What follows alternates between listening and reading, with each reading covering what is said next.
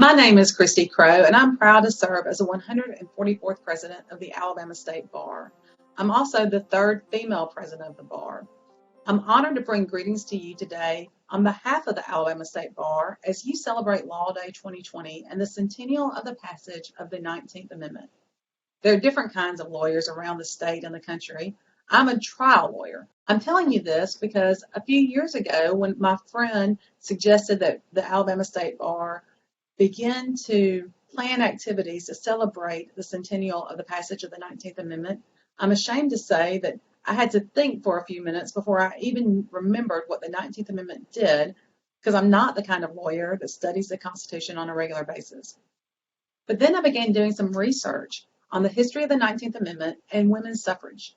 I was shocked to find out that many women in the early 1900s were anti-suffragists. That means that they did not want women to have the right to vote. They were scared that giving women the right to vote would change their way of life and change our country forever. When Tennessee became the 36th state to ratify the 19th Amendment, I'm excited to say that allowing women to have the right to vote did change women's lives forever and did change our country forever.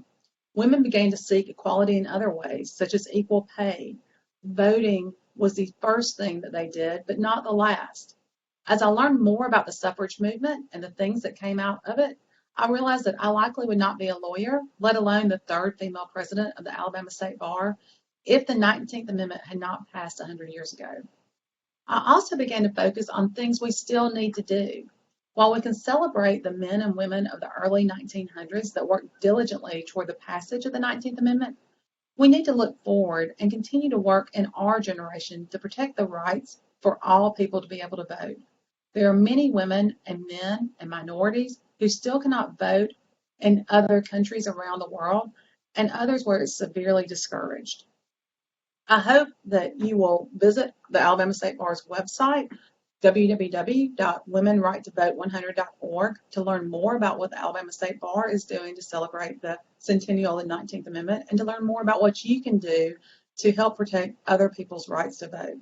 I also hope that this celebration will impact you in such a way that you'll always remember that the 19th Amendment gave women the power to make change through the polls, and that you'll use your constitutional power to make change through the polls through your vote.